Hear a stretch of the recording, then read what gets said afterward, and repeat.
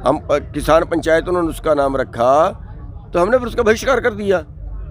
हमने कहा लोगों को मत करने दो और नहीं करने दिया। मैं नहीं कहा मत करने दो, कर ले, मेरा जो टांग तोड़ता है तोड़ ले। फिर खट्टर करेंगे, इनके साथ वो करेंगे जो करनाल में खट्टर के साथ की थी। सरकार को जितने मुकदमे दर्ज करने और कर ले, अगर अभी कसर है 30-35 कर दिए, अगर उनमें सब में सजा हो जाए तो मेरे ख्याल से 7 जन्म तो मेरे से नहीं कटेगी। नमस्कार दोस्तों, आप सभी का एक बार फिर से स्वागत है आपके अपने चैनल हरियाणा की ताकत पर, यानी किसान और मजदूर की ताकत पर। भाई मैं प्रिंस मलिक मौजूद हूँ सिंघू बॉर्डर पे। अपने साथ आपने देख लिए गुरनाम सिंह चडूणी किसान नेता मौजूद हैं। थोड़े से सवाल हैं, बातचीत कराएंगे। राम राम जी, सत श्री अकाल। जी राम राम। अच्छा, सबसे पहला सवाल मेरा ये है कि जो किसान जिस दिन यहाँ पे आए उस दिन सरकार ने जो रोड है वो उखड़वा दिए थे। जो सरकार के बंदे थे उनके ऊपर कोई केस नहीं हुआ, जबकि जो रोड है वो पब्लिक के टैक्स से बनता है। और जो अगर मैं या आप कोई भी उस सरकारी संपत्ति को नुकसान पहुँचाए तो उसके ऊपर केस हो जाता है, पर सरकार के बंदे के ऊपर कोई केस नहीं हुआ। देखिए, सरकार को अपने एहतियात के तौर पे सारे कदम उठाने होते हैं। वो कोई हम उसकी ये मांग नहीं करते, छोटी छोटी बातें हैं तो कि उसके ऊपर मुकदमा दर्ज हो या क्या हो। उन्होंने अपने सिक्योरिटी के तहत वो सब किया है। लेकिन गलत जो है वो गलत ये है कि दिल्ली हमारी राजधानी है, दिल्ली में हम प्रदर्शन करने के लिए आ रहे थे, उनको रोकना ही गलत है। क्योंकि प्रदर्शन करने का आज़ाद देश में अगर हमें अपनी बात कहने का अधिकार नहीं, अगर हमें शांतिपूर्वक प्रदर्शन करने का अधिकार नहीं है, तो फिर ये तो अंग्रेजों के टाइम में भी उससे भी ज़्यादा गुलामी होगी। तो वो रोकना गलत था। और रोकते वक्त जो हमने बैरिकेड तोड़े उस पर 307 के मुकदमे दर्ज किए गए, वो उससे भी गलत है। अरे भाई, हमने किसी को मारने का प्रयास थोड़ा ही किया, 307 के मुकदमे दर्ज किए गए, वो उससे भी गलत है। तो इसके ऊपर आपकी अब क्या प्रतिक्रिया रहेगी? हमारी कोई प्रतिक्रिया नहीं है।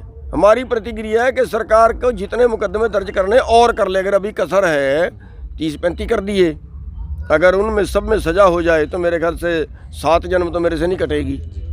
लगातार किसानों का संघर्ष जारी है और आपकी भी सरकार के साथ मीटिंग होती है, तो पर तारीख पे तारीख मिल रही, कोई हल नहीं निकल रहा अभी तक। कहाँ, मतलब क्या कारण है? नहीं, सरकार की जो है वो मनसा साफ नहीं है हल निकालने की, और तारीख पे तारीख दे रही है, और वो हमारे सब्र का इम्तिहान ले रही है। 26 जनवरी को क्या रणनीति रहेगी सर किसानों की? 26 जनवरी की रणनीति का जो पूरा प्रोग्राम है, पूरे जो उसके है वो कल बनेगा, पूरा नक्शा पूरी कल मीटिंग है, उसमें तय होगा कि हमें क्या करना है। 26 को हमारे दिशा निर्देश क्या रहेंगे, ये कल तय होगा। बहुत सारे किसान शहीद हुए, आखिर कब तक किसानों की मतलब ये शहादत लगातार दी जाएगी?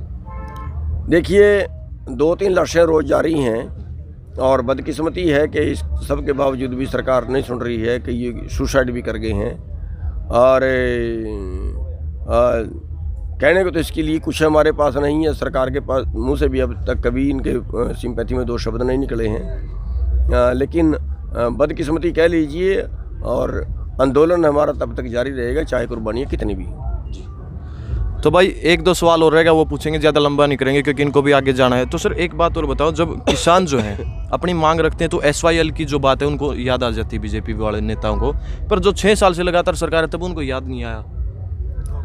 नहीं, 6 साल से सरकार नहीं है। जब पहले वाजपेयी का राज था केंद्र में, पंजाब में बीजेपी और बादल का राज था, हरियाणा में बीजेपी और चौटाला का राज था, यानी तीनों जगह पे बीजेपी शामिल थी, लेकिन SYL का कोई मुद्दा हल नहीं हुआ।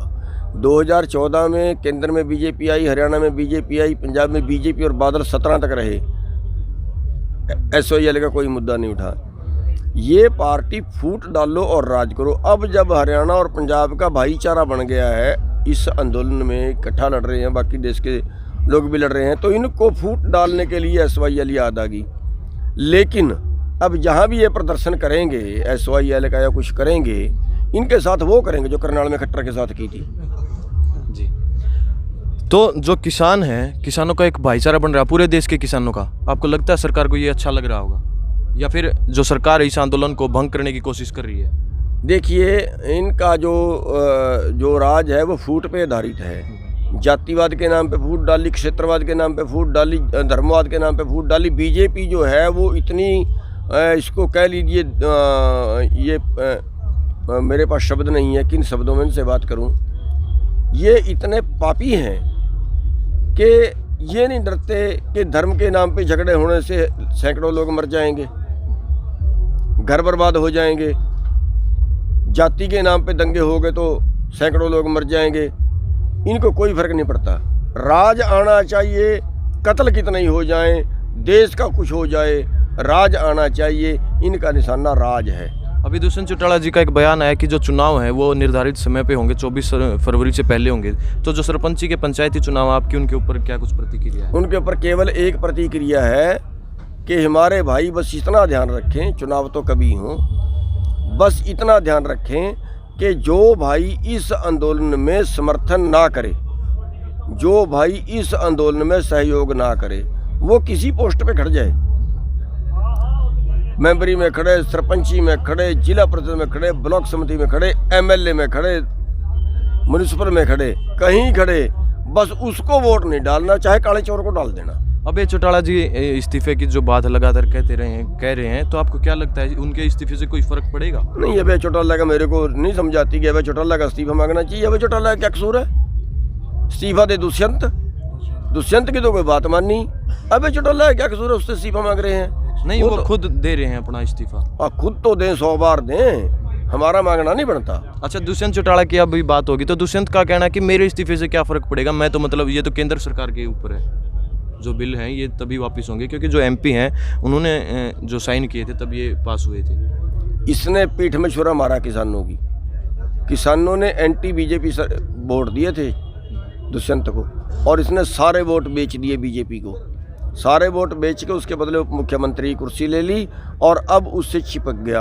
अगर ये किससे बाहर आ जाए और उनकी सरकार तोड़ दे, क्या झटका नहीं पड़ेगा बीजेपी को? एक अलग से संदेश जाएगा नहीं संदेश। अच्छा सर, वीरेंद्र डुमरखिया अभी अपने आप को सर छोटू राम का नाती बता रहे हैं, वो कह रहे हैं मैं किसानों के साथ हूँ लगातार। लेकिन उसका बेटा तो पहले से अपने बेटे से रिजाइन करवा देना, अगर किसानों के साथ है। क्यों बेवकूफ़ बना रहा है दुनिया? मतलब एक राजनीति खेल रहे हैं वो। राजनीति का खेल रहे तो पता नहीं क्या कलंक लगा रहे हैं। इसने सर छोटू राम पे लगा दिया, उसने देवीलाल पे लगा दिया। तो लास्ट में आप किसानों को क्या संदेश देना चाहते हो सर? किसानों को संदेश ये देना चाहते हैं कि 26 में ज़्यादा आएँ, और युवाओं का जो है इसमें ज़्यादा जो ये आंदोलन है उसमें सबसे ज़्यादा जो काम है वो युवाओं का इसलिए है क्योंकि ये आंदोलन युवाओं के लिए है। अगर अगली जो ज़िंदगी है वो किस स्तर पे उन्होंने गुजारनी है उनकी है। सभी इसमें भाग लें और सभी अपने अपने गांव में कमेटी बनाएं, किसान यूनियन की, युवा की भी बनाएं, बड़ों की भी बनाएं, और आंदोलन में जो है वो तोड़ फोड़ नहीं कहीं करनी, आगजनी नहीं कहीं करनी, डंडा फसाद नहीं कहीं करना, किसी पुलिस वाले से झगड़ा नहीं करना, उन चीज़ों से बचना है, बस आंदोलन कामयाब हो जाए। कैमला गांव में जो बहिष्कार किया था खट्टर साहब का, तो खट्टर साहब ने आपके ऊपर भी एक बयान दिया था कि भाई गुरनाम सिंह चढ़ूनी इनको उकसाने का काम कर रहे हैं। अब बहुत ज़्यादा लंबी ना करें जी, कोई नहीं, ये लास्ट। वो उकसाना नहीं था, वो एक आंदोलन को तोड़ने की साजिश थी। वो इस आंदोलन के पैरेलल रैलियां करने का फैसला लिया था सरकार ने। अब बात मानने की बजाय, आंदोलन में किसानों की बात मानने की बजाय इन्होंने मुकाबला करने पे खड़े के किसानों से। फिर मुकाबला तो मुकाबला ही होता है ना। जब वो कहते हैं हम आंदोलन के मुकाबला करेंगे, लोगों को समझा के लोगों को रैलियां करेंगे, हम किसान पंचायत उन्होंने उसका नाम रखा, तो हमने फिर उसका बहिष्कार कर दिया। हमने कहा लोगों को मत करने दो और नहीं करने दिया। मैं नहीं कहा मत करने दो, कर ले, मेरा जो टांग तोड़ता है तोड़ ले फिर कट्टर। जी बहुत बहुत धन्यवाद। तो भाई वीडियो आप लोगों ने देख ली, वीडियो को ज़्यादा से ज़्यादा शेयर करना। और किसानों का संघर्ष लगातार जारी है, इसके बारे में आपकी क्या प्रतिक्रिया है, क्या राय है, वो कमेंट्स में ज़रूर बताना। इसी के साथ जय जवान जय किसान।